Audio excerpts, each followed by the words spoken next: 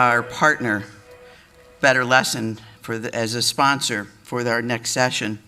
It is exciting to introduce our next segment, one that we all look forward to because it's our colleagues coming to the stage. This morning in our next session, the Ignite session presentations. These sessions are designed to share powerful stories that demonstrate the importance of highly effective leadership. We know how valuable it is to learn from our peers, and this is a perfect opportunity to share and gain new perspectives. First this morning, we will have Paul Defendini, Superintendent of Farmingdale, UFSD, who will be speaking about leading through a crisis with empathy and compassion. A very compelling story. Following that, we will have James Bialasik, Superintendent of Springville Griffith Institute, CSD, with his session, Off the Shelf, Bringing Your Strategic Plan to Life. We should not have shelf art. We should have a living document known as our strategic plan. And finally, we will hear from Dr. Turina Parker, District Superintendent of Washington, Saratoga, Warren, Hamilton, Essex Board of Cooperative Educational Services, on the human element of leadership, leading with vision, passion, and purpose. Inspiring. We want to thank our partner, Better Lesson, for sponsoring this dynamic and engaging part of our summit. Better Lesson is dedicated to supporting educators with professional learning that helps them become more effective in their classrooms. To learn more about their incredible work, please take a moment with me to watch this brief video from Better Lesson.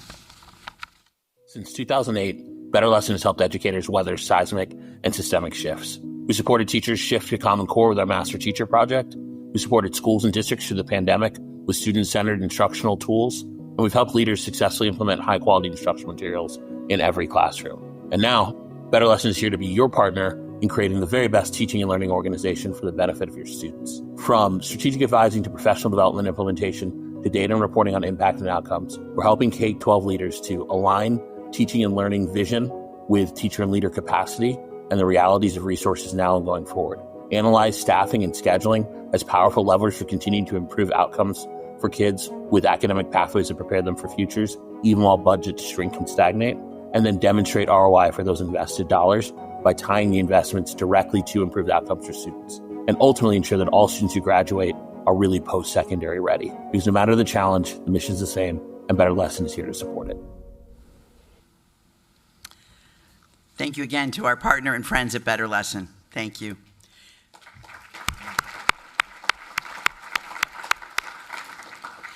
Our first speaker, Paul Defendini, Superintendent of Farmingdale, UFSD, will share his powerful story on leading through a crisis with empathy and compassion. This session will demonstrate how effective leadership can guide a community through its most challenging moments with humanity and strength. Please join me in welcoming our colleague, Paul Defendini. Good morning. I am humbled to be here today to share my personal reflections and insights with the tragic bus accident that occurred nearly 2 years ago to the day. For those of you that don't know my story, I am a born and raised Daler. I was raised by my two amazing parents, Archie and Pat, right in Farmingdale, Long Island, and I graduated from Farmingdale High School in 1997. I met my wife at homecoming in my senior year, and 29 years later, 21 years married, we are still together today. My father taught in Farmingdale schools for 34 years. He was honored 3 times as a New York State Teacher of the Year. My mother graduated from Farmingdale schools in 1964, and yes, it gets worse, because my wife and I decided to move back to Farmingdale to raise our family as Dalers. I share this with you all today because on that day, my perspective was unique. You see, I was not just the superintendent on that particular day, but I was also a father of 2 children, Lily and Jackson, who were embarking on their first band camp experience that morning.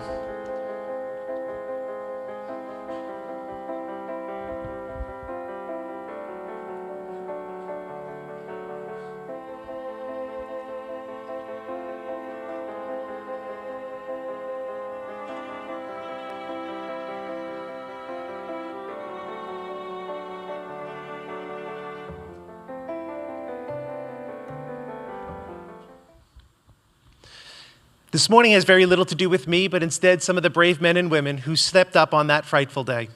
I will share with you a few of the stories that I witnessed, both myself as a father and as a superintendent. Stories of real people who, with real compassion and empathy, with great courage, did things that one would have never thought imaginable.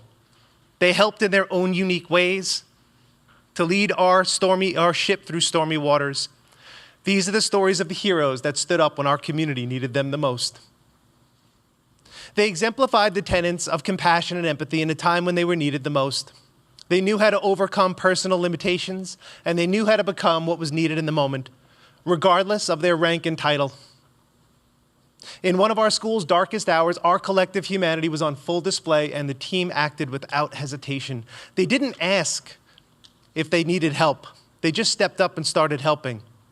They were up to the challenge, and they took the time to pause, see the bigger picture, and step up and show thoughtful service to others. I was with my two friends in my truck when we got the call. There had been an accident, and the other buses had pulled over to the side of the road. Lily, my daughter, called me first, and she was frantic. She told me that the bus in front of hers had veered off into a ditch. She said that she found one of her best friends, my son's best friend, crawling out of an embankment, lying on the side of the road, covered in blood. My son called me moments later and confirmed the story. That's when fear turned to helplessness, as I knew I was 20 minutes away from the accident. In the days that followed, my son shared with me a story about a student and a drum major on his bus who took control. As many of the chaperones provided immediate support to those in need, Alessandro Fuentes stepped up. A senior drum major reminded the students on his bus that the best thing that they can do is to stay calm. Suspecting that the event could actually continue to grow, he made the decision to tell the students on the bus to call their parents to see if he can settle them a little bit.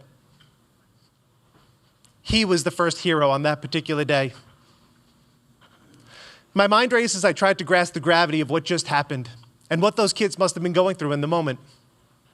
With the help of the kids' pinned locations, we were able to find them about 25 minutes away from where we were at the time. As a former college athlete and a fitness junkie, I was able to get my way over to the accident by climbing down a craggy embankment and running about 1.5 miles down the road. As a father and a superintendent, I was driven by the need to be there. Meet Tony and Ed. These are the two guys who were with me in the truck that morning, and neither of them are fitness junkies, and neither of them go to the gym every single morning. But on that day, none of that mattered, because it quickly became apparent that I needed help in that moment. And down the road, I saw two amazing men running at full speed to make their way to the accident. The bottom line was, on that day, they knew that they were needed at the accident, and they found a way to get there. The morning was unforgettable. Sprinting under the first of 3 medevac helicopters, I saw my son's best friend, the same friend my daughter saw on the side of the road, being loaded in. The sights, sounds, and smells of the chaos remain vivid to me today. Pushing through, I found the incident commander. We quickly agreed on our roles. He would manage the injured, and I would take care of the remaining students on the 5 buses that were left behind. Others from our Farmingdale family, like Matt, immediately approached, ready to help. The scene was chaotic when I arrived. Matt DeMasi, one of our band directors, quickly briefed me on what happened. Before I got there, Matt and other staff members, teachers by day, became instant heroes. Without hesitation, they jumped into action, climbing the embankment, pulling students from the wreckage, and carrying them safely to the road for first responders to attend to their needs. Called to do far more that day, they acted instantly, proving their dedication was far more than their title. After roughly 2 hours, the buses were released and the critically injured were sent to local hospitals. We began our journey home. Our students who had been on the bus for over 4.5 hours at this point in time were scared and they needed to decompress. We were taken to Orange County Community College, where the Middletown School District was waiting with food, bathrooms, and social work services. After resting for about 20 minutes, we had to figure out how to get our kids back on the bus after having witnessed the horrific accident. This was no easy task. At one point, I asked local and state police, please assure me that these kids getting back on the bus would not only be safe, but they would feel the love and support that they needed in order to do just that. And they didn't disappoint. Officer Kelly, one of the state troopers that I will hold dear to my heart forever, looked me dead in the eye on that particular morning and said 3 words. He said, "We got you." And they provided a shuttle home that you would amaze Felt like we were driving the President of the United States home. The drive home was spent organizing bus arrivals. We knew tensions would be high as parents would want to see their children immediately. Thankfully, my amazing team had everything covered. During our ride home, the news of the passing of our beloved band director, Gina, and the grandmother of the band, B, hit the press. Back at home, two very unsuspecting people were waiting when we exited the bus to provide additional levels of leadership and support that I needed in that moment. Maureen Maloney and Glenn Zakian were two amazing leaders who surprised me when I arrived back in Farmingdale. You see, Glenn was my former deputy superintendent, having retired the year before. And Maureen was my assistant to the superintendent for PPS. She was the emotional cog that we needed in that formula. And she had broken her back in Iceland 2 months before and was out on a medical leave. Glenn, with his signature bow tie, came running over to me ready to support me, and Maureen, waving a letter of clearance in her hand, came over and said, "I am here to help." It was during the reuniting of parents with their children that the weight of the moment finally overwhelmed me. My wife was there to pick up our kids, Lily and Jackson, and after they left for home, I found a quiet spot to cry. After wiping the tears from my eyes, I gathered myself knowing that the morning arrival was only a few hours away. Our leadership team spent the rest of the night preparing to open school the next day. Unbeknownst to me, members of my team already stepped up, jumped in their cars, and ran to local area hospitals. One of my APs actually shared with me that the teams of Farmingdale staff had hours before left in their own cars. They got in their own cars. As I was coming back on the bus, some of our own staff members jumped in their own cars to make sure that not a single kid for the entire duration of their time in those hospitals was alone. They made connections with the local Ronald McDonald House to provide food and lodging, but mainly they were there for the hugs and to make sure that our staff knew and our children knew that they were never left alone.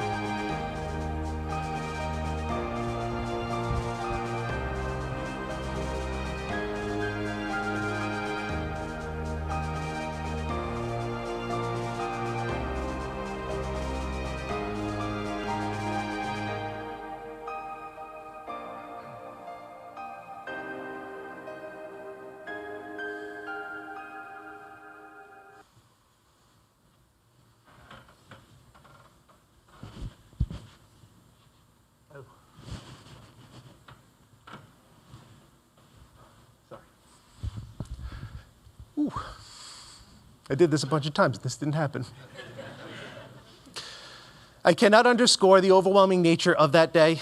It was not any single act, but instead the culmination of many selfless acts of heroism that got us through that day. I will never forget the amazing sacrifices and acts of bravery with compassion and empathy that got us through one of the most trying days in our history. It was kids and teachers and administrators and support staff members that stepped up in order to get us to a better place. Sometimes in a world full of struggle and strife, we need only look a little closer to see the great humanity that is all around us.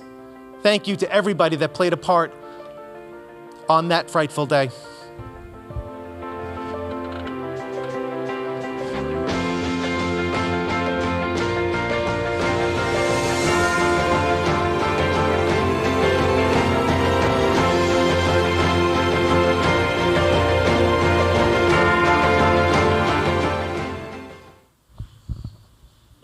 Thank you.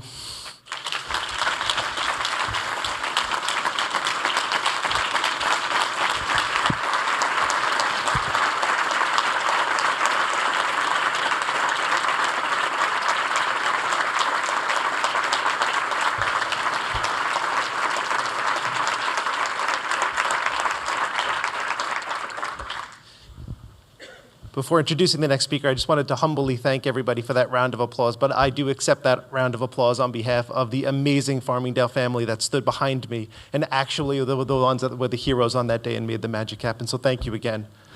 I'd now like to welcome James Bialasik to the microphone for his talk and to lead you through your next Ignite session. Thank you, everybody. Good morning.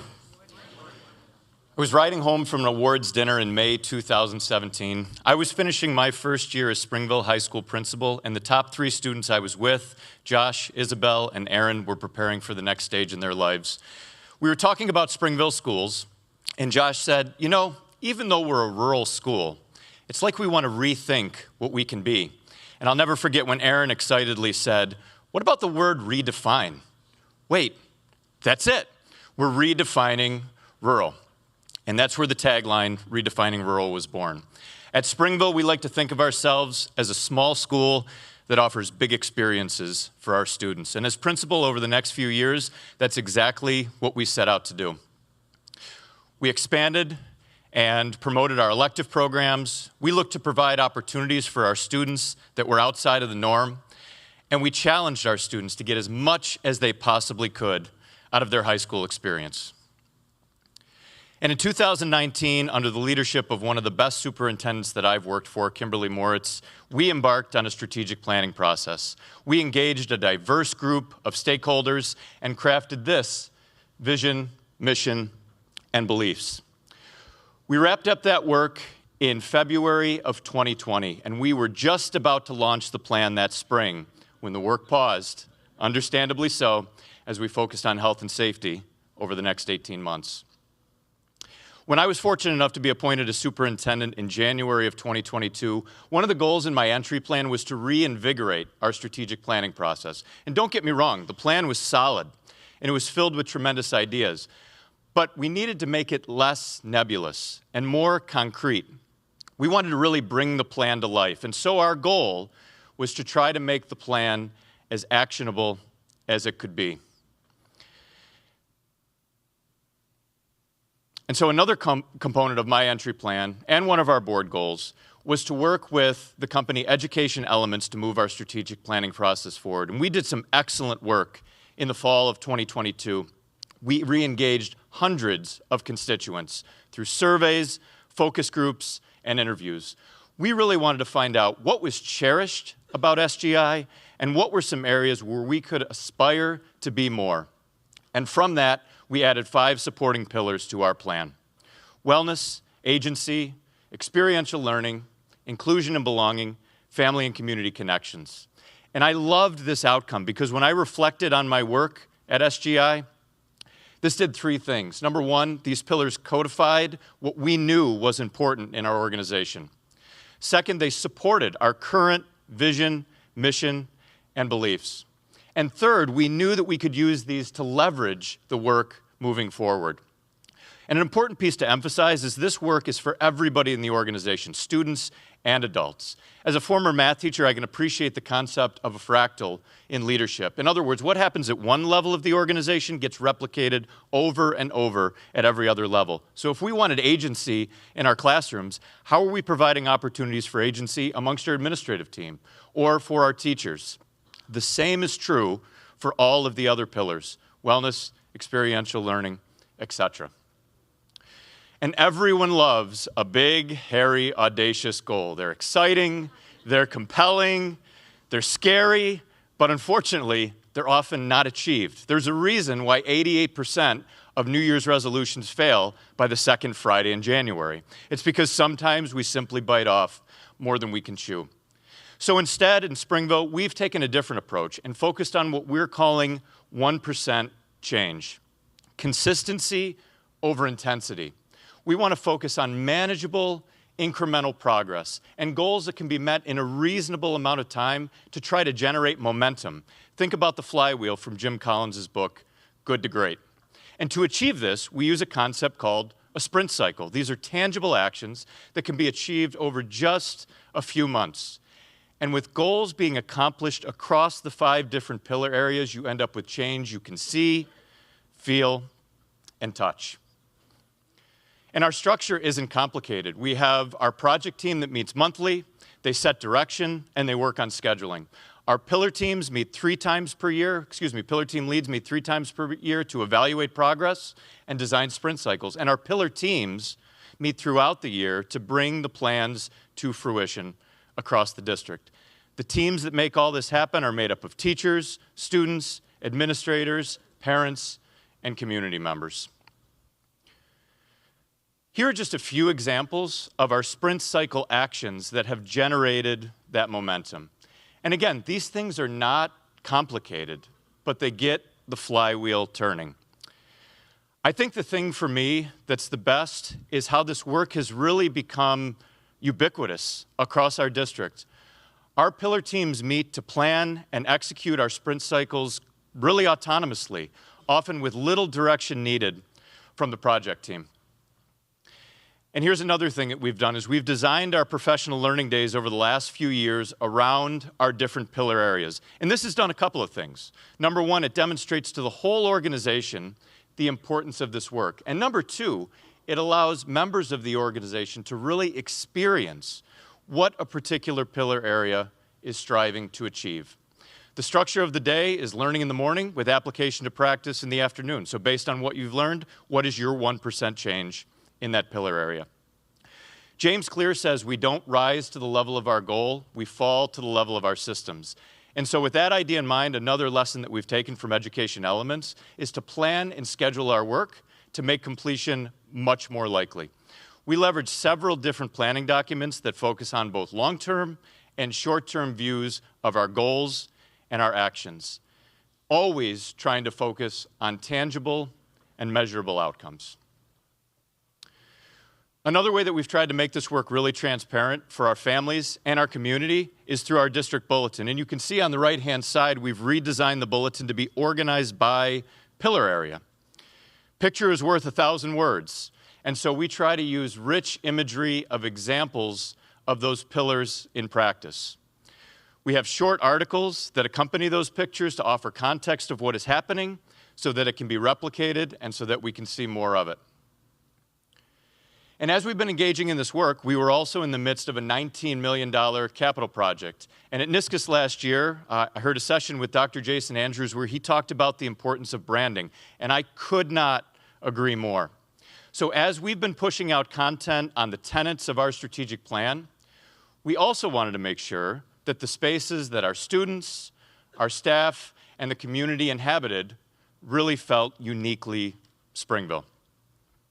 Our goal is that when people walk in, we have an atmosphere that embodies our vision, our mission, our beliefs, and our supporting pillars. And I also put these pictures up because while the turf complex on the previous slide was quite costly, enhancements like this are really just paint and vinyl graphics. These are things that can be done relatively inexpensively in a district, but that completely transform the way a space feels and looks when you enter it. Here's just another couple of ways that we've made sure that our message stays at the forefront. Things like room signs in the bottom right-hand corner used universally across our district. In the top left, we have labeling for conference days that highlight the pillar area of focus. And our newest addition in the bottom left are our 5 pillar banners which hang prominently in the lobby at Springville High School. All of these things demonstrate that we are all in on this work and show the importance that it plays each day in our organization. So based on the tenets of our strategic plan, we really want to focus on students making real contributions, like featuring 2 elementary students in Dr. Brian Graham's podcast. We ensure that we have students serve on most of our interview committees. We want to make sure that our students are contributing members of our shared decision-making teams. And we want to have genuine ways for our kids to have an impact on their school and on their community. We want students applying knowledge through authentic demonstrations of understanding, all with a real-world audience. And in an unrehearsed response for the media, you can hear that the message is starting to resonate. At Springville, we are all about experiential learning. We're encouraged to take risks. We're encouraged to give the kids tons of experiences. So this fits right in with kind of the mission of Springville, to get these kids out and get them active in the community and see what's around us. So a conversation for another day is how all of this connects to New York State's Portrait of a Graduate work. But I can tell you that SGI is excited as we envision how this initiative will enhance our current strategic planning process. And with that, I want to thank you for the opportunity to share how Springville Schools has worked to keep our plan off the shelf and serving as a living, breathing document for our district. Thank you. And go Bills!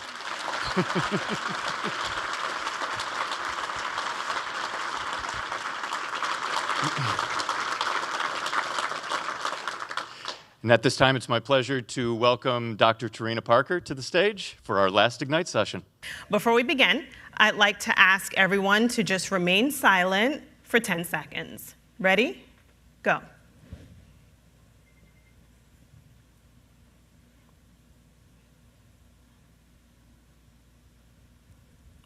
Okay, wow. 10 seconds felt like a long time, didn't it?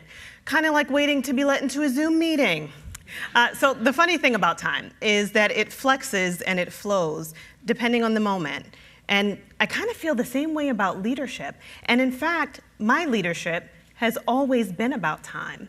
In my time at the building level, I learned patience.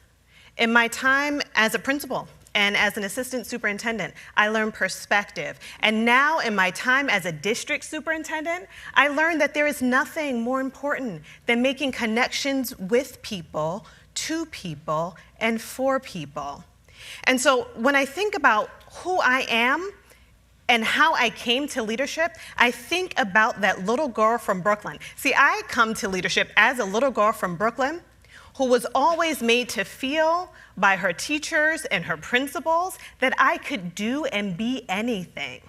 And what didn't matter was the fact that I was coming from poverty. What didn't matter was my circumstances. What mattered is that all the tools that I needed, I learned that I had within me. And so that confidence was built as a little girl in Brooklyn. And I was thinking recently, reflecting on a conversation that I had with this fabulous administrator who was trying to convince that she will be a superintendent one day.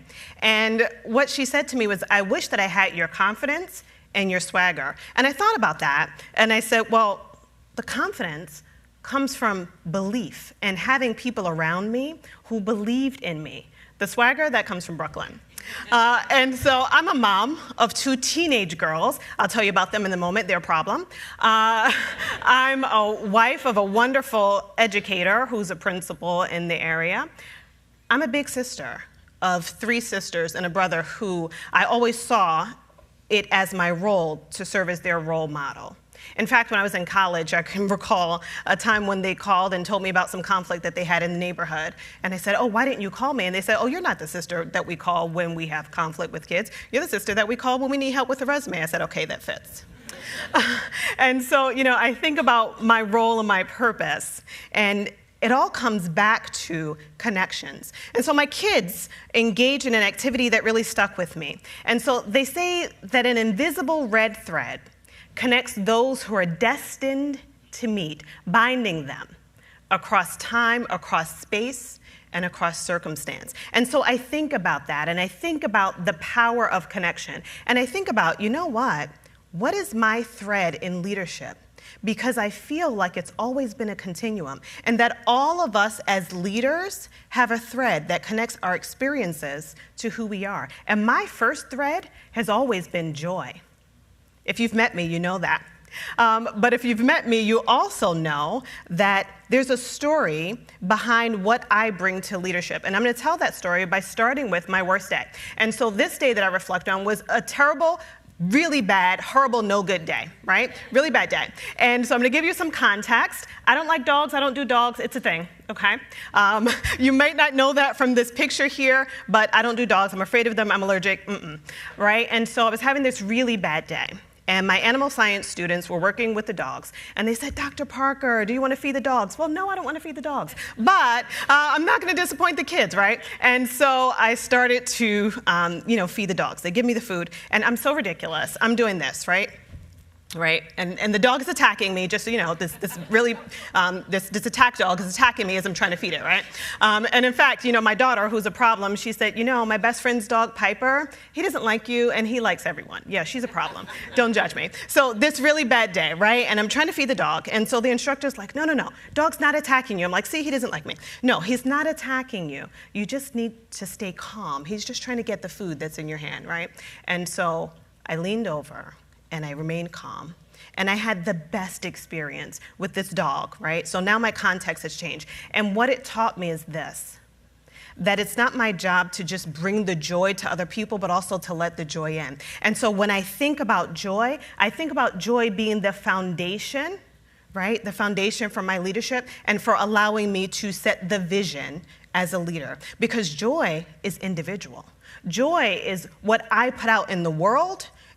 And now I know that it's what the world puts out to me and what I let in.